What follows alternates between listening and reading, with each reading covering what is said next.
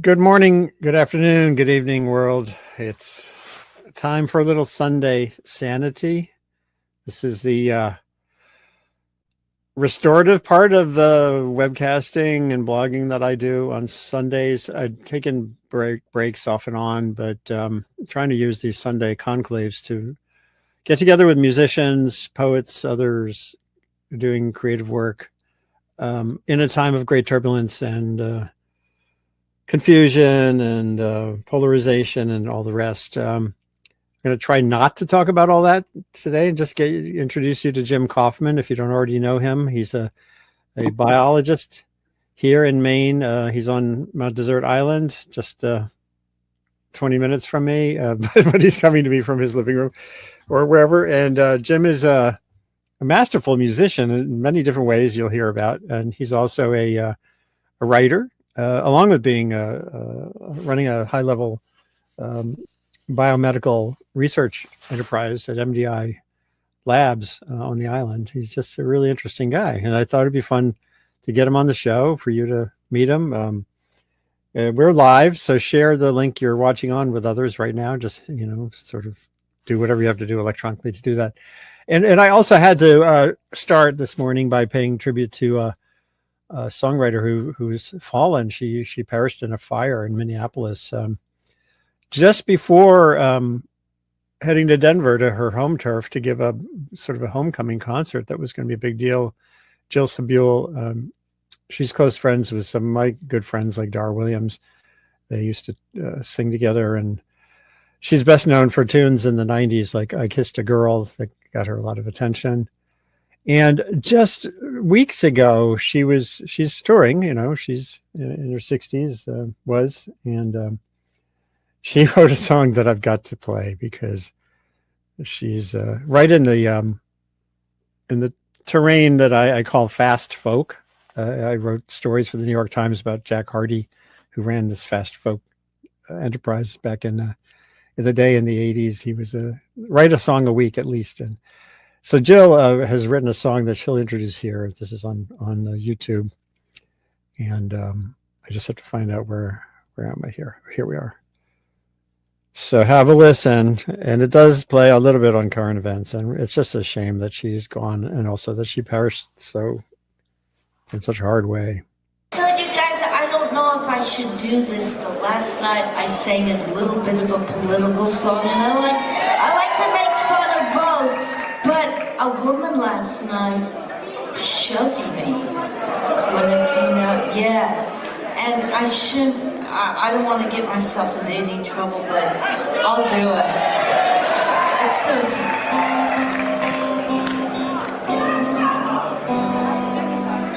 the smallest puppy is a runt. Some people needing heart surgery get a shunt. Sometimes in baseball they bunt. The host of Candy Camera was Alan Funt. I'll tell you something else is true, if you allow me to be real blunt. J.D. Vance is a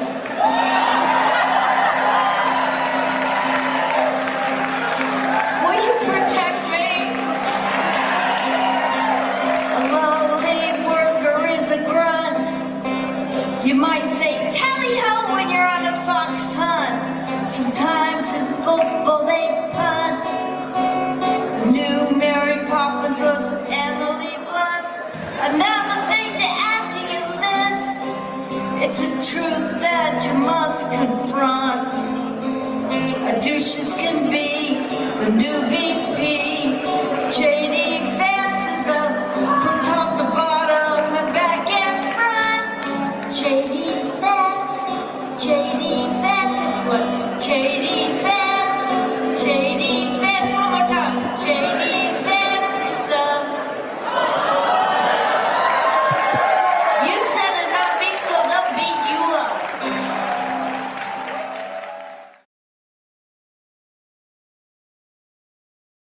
We had some wacky technical issues, and I then pulled up a Band from Eden clip. Russell and I have been playing in one form of Band from Eden or another since 2007. or 2006. Okay, here we go. 19 years, and Jeff's been in the band for 8 years, since 2017. And Russell and Jeff have been playing together for 30 some odd years. So it is a good vibe. Let's just hear for. I'm not hearing it. Oh, you are not. I'm Let's seeing go it. up again. I'm not Hold on hearing one second. Might be the morning for like sonic chaos.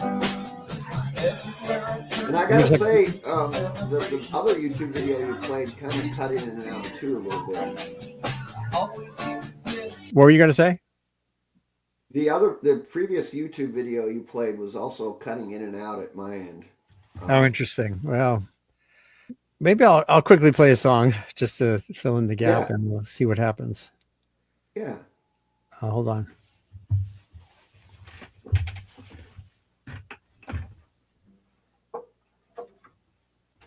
It might just be one of those mornings. Yeah. Technology sucks, basically. Yeah, it's too bad we're not in the same room. So, I tend to stay calm in a raging storm. I keep my cool when it gets too warm. Yeah, someone says it's perfect here. Okay, we'll keep going. I'll do it again. I tend to stay calm. I tend to stay calm in a raging storm. I keep my cool when it gets too warm. I hold my tongue when others fight. Just one thing keeps me up at night. Those pesky chores piling up make my brain explode. Feels like a flock of hungry ducks nibbling on my toes. Those nibbling ducks, whoa, ducks, bills unpaid, nibbling ducks, bed unmade, nibbling ducks, taxes due, nibbling ducks, make a fool out of you.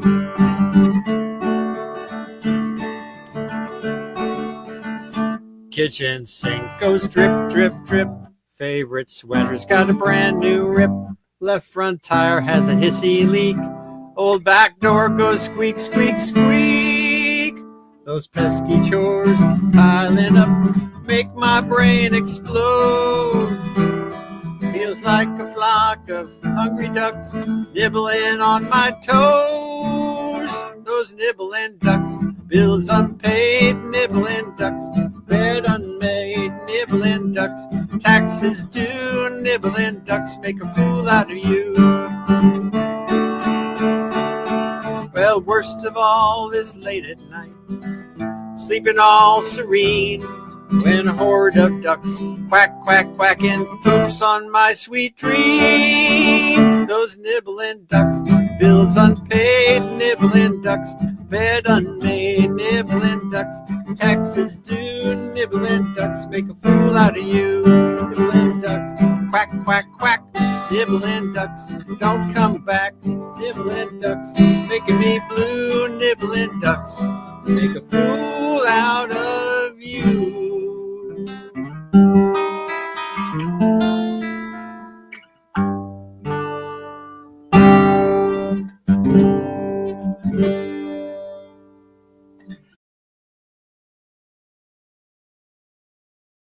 People should read your stuff.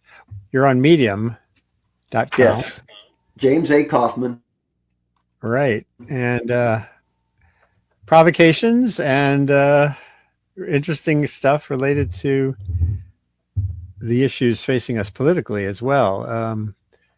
That's pretty gutsy to be doing. Yeah. Well, I won't shut up. There you go. I have a T-shirt that says that when I was at ProPublica. Here we go. Yeah. Supposedly, we still have First Amendment in this country and free speech. This is claimed. Yeah. So this is Jim on Medium. It's medium.com/@jcoffman. And tell us about the book that you wrote. Same kind of thing, You've got interesting terrain with that book. So the book, which was published in 2012, I wrote it with a colleague who's no longer with us, another biologist, a theoretical biologist named Don Michalecki, who was at Virginia Commonwealth University. And I had never met him, but I struck up an online correspondence with him by email because I read some of his papers, which I really liked. And we started going back and forth with some ideas. And in one of our emails, he said, "Well, that sounds like an abstract of a book." And I said, "Oh, okay." And we went back and forth. He said, "Are you game?" And I said, "Well, yeah, let's write a book." So we wrote a book without having ever met one another. I did most of the writing, but I'd send him chapters and he'd give his input and we'd rewrite them and so forth. And basically, it's the thesis of the book. And I think it might be a bit of an oversimplification now. It's been with the benefit of time between now and since we wrote it.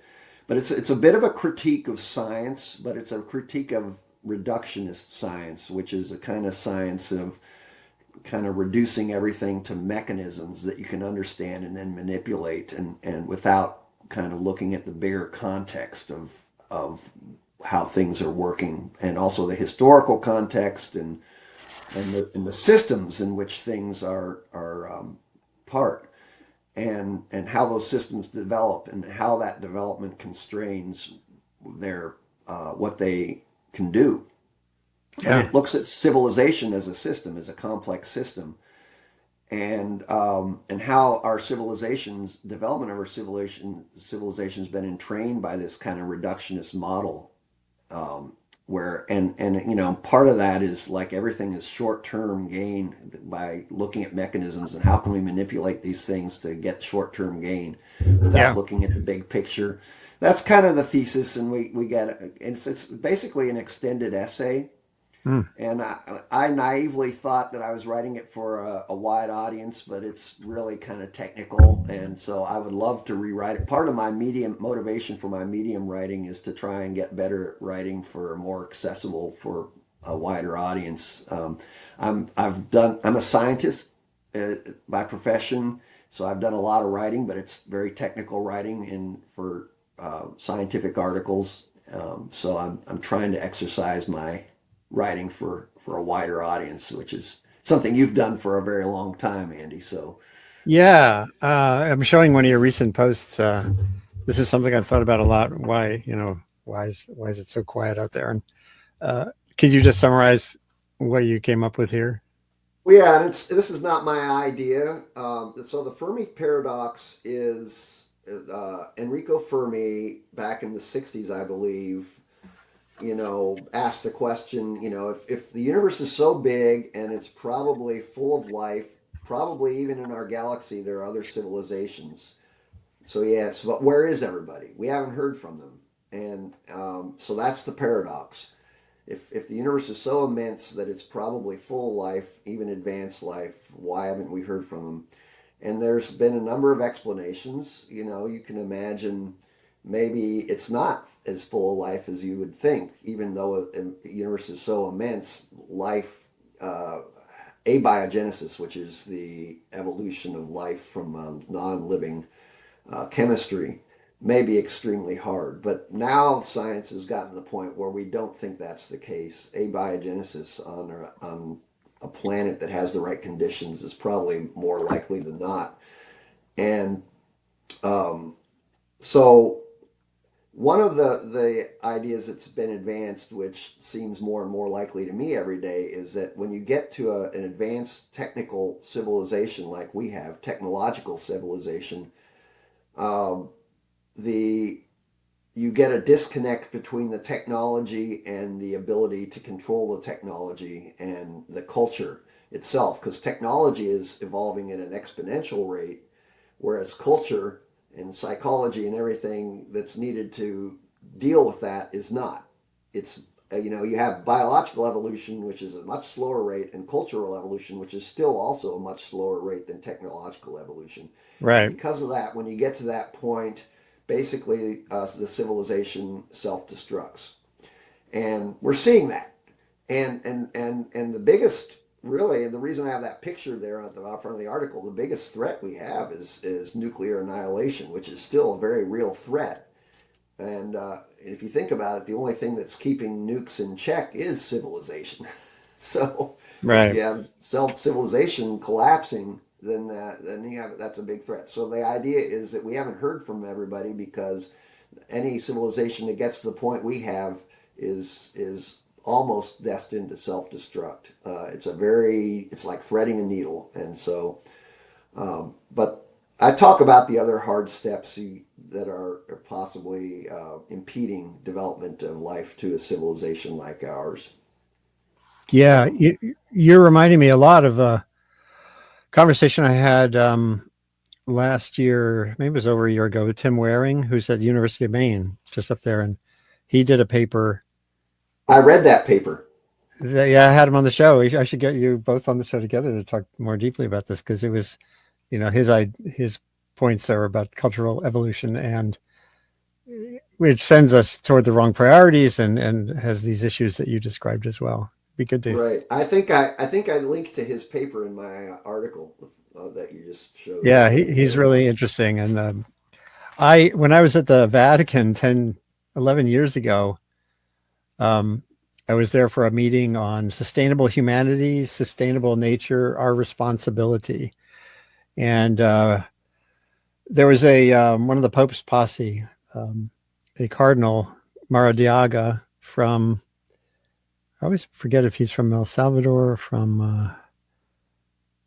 he was from Central America. He introduced the session by saying nowadays humanity is a technical giant and an ethical child at the Exactly. same time. We don't have there's no way our ethical frameworks can keep up with the challenge and when you add the fast pace of technological change, Right.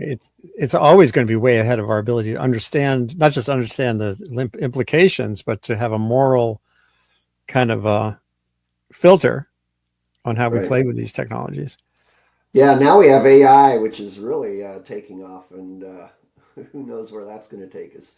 Well, right, and some say, well, AI can do some of that advanced risk analysis, but AI is part of the risk. Yeah. It's kind of like the human experience itself. We're trying to get ahead of ourselves when that's essentially impossible. Um, so it's good that you're doing that kind of work, and maybe you can sort of do an updated version of the book. That'd be interesting. Yeah. That's the plan. If I ever can find the time, and Yeah, along with like the work you do in yeah. biology. You want Right. to just briefly explain what you do, also? So I'm a developmental biologist. I work at the MDI Biological Laboratory out in Bar Harbor, actually in Salisbury Cove, up at the northern part of Mount Desert Island. And I run a research lab. We use zebrafish. They're just kind of a model organism. They're in some ways like the laboratory mice of the fish world because you can do genetics and other things with them. But we're trying to understand how early life stress has a lasting impact on how that kind of programs physiology to increase disease risk later in life and also even intergenerationally. Um, we know from epidemiology that if you're stressed early in life, or even if your mother is chronically stressed when she's pregnant, that can affect how you develop, and that has a lasting effect on your physiology. And so we're trying to identify the genes that are involved and how they work to um, mediate that programming. And we've made some progress on that using the zebrafish. Also, early life exposures. I have a NIH grant right now to look at the exposure, chronic early life exposure to arsenic, very low level arsenic, like is very common in well water here in Maine. Yeah, Um, and in uh, Bangladesh and yeah, yeah. And we're exposing zebrafish just as embryos and during their larval development to 10 parts per billion arsenic, which is the EPA mandated safe limit. So if you have less than 10 parts per billion, 9.9 parts per billion, you're considered safe. Well, we're finding that has very uh, has effects on gene expression, has effects on susceptibility to viral infection, has effects on behavior that last into adulthood. even just the early life exposure, and even effects on gene expression into the next two generations Well, without that's the part further that's really exposure. interesting. Yeah, I think that's what makes this area of science so profoundly important and just and unnerving. yeah, It's kind of upsetting some norms that we thought were fairly established. yeah. Well, that's what science is supposed to do, and so it's and the other thing that I do at the lab is I run a large program grant, NIH program grant that supports 17 institutions in the state, mostly colleges, University of Maine system campuses, Colby Bates, Bowdoin. This is the Maine Biomedical Research Network. So it's an NIH program, and the whole idea with the program is to increase the capacity of the state for cutting edge biomedical research. And the way we do that, one of the ways we do that, is providing research experience for undergraduate students at all these colleges with Yeah. faculty who are doing the cutting edge research, including at where I work at MDI Biological Laboratory. Yeah, and I could easily see you're old enough to remember Proxmire, Senator Proxmire, and his golden was golden toilet seat or something. He had some kind of award he gave to wasteful research, um, and you think, oh, zebrafish, what a waste of time. And what you're Well, illustrating is it's not. And so we have an administration right now that's just going hog wild on it's canceling things terrible. that seem It's silly. And boy, oh boy. it's terrible what they're doing. In fact, our president at MDI Biological Laboratory just testified in D.C. in front of the Senate Appropriations Committee, chaired by Susan Collins here from Oh, Maine, right. and it was a session, a hearing about the state of biomedical science and the future of biomedical science. Um, and he gave a great testimony, answered questions. The other people on the panel that were there were the CEO of the American Association for Advancement of Science, um, a head of a cancer research center in Alabama, um, a mother with her daughter who was a cancer victim who was saved by clinical trials. Mm, Um, the encouraging thing was most of the senators on both sides of the aisle were very supportive of biomedical research. Susan Collins is very supportive of biomedical research in and the programs we have in Maine. Um, the problem is with these cuts that they're proposing. That I mean, this new budget proposed by the president is proposing a 40% cut at NIH and a 50% cut at NSF. That's going to decimate science in the United States. Science is not going to stop happening. The people who are going to be leading in science are going to be other countries like China, which is already taking off, and Europe, and basically the United States, which has led the world in science since World War II, or even before, is going to be left in the dust with these right. cuts, No, and it's horrible. yeah, and it's in every field. On Monday, I'm doing a show on the National Weather Service and National Oceanic and Atmospheric Administration cuts. And, we're coming into hurricane season, and we have already the tornado season in the Midwest. And National Weather Service already had pretty degraded capacities. The translation of forecasts into warnings has been going backsliding. That was even before what's going on now. And so what you need is more investment and sure reform, but decimation, just the wrecking ball approach is just. I was saying, Trump is basically setting himself up for what happened with George W. Bush when he had his "Hey Brownie, you're doing a heck of a job" moment after Katrina, when FEMA Yeah. was mishandling a catastrophe, and and that will cause manifest harm to many people, and maybe it'll finally wake this country up in terms of what extremist Republicans who support Trump's agenda are doing. Because Well, this, the latest thing was Arkansas with the tornado destruction in Arkansas just happened, and the Trump refused to send FEMA in, even though his former press secretary is the governor of that state, and Right. so we'll see. We'll see. There are these feedback mechanisms. Theoretically, they're supposed to, Theoretically.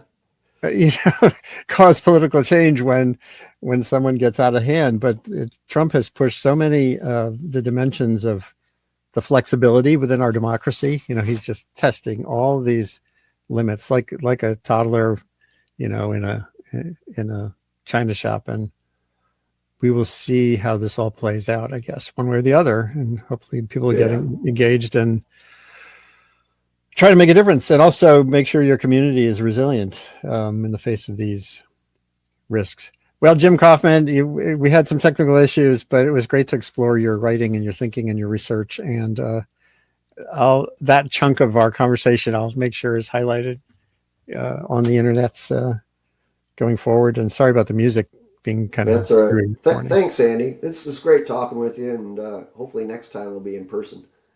Yeah, there's a lot of music to make around here. Yeah. You guys are playing all around, I assume.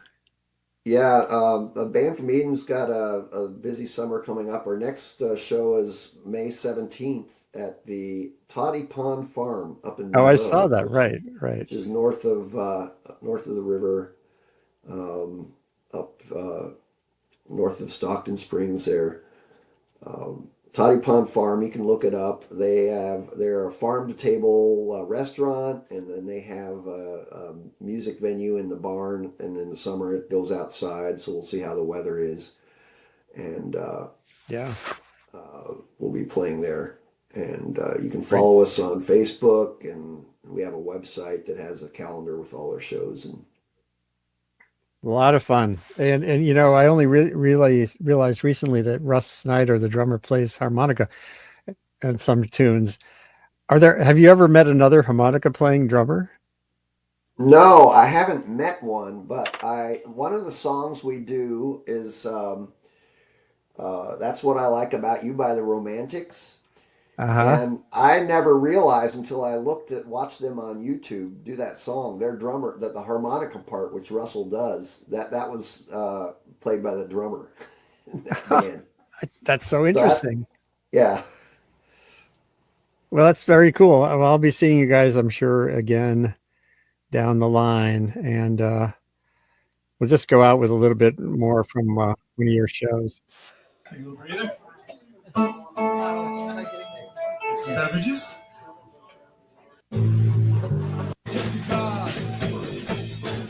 That makes me wonder.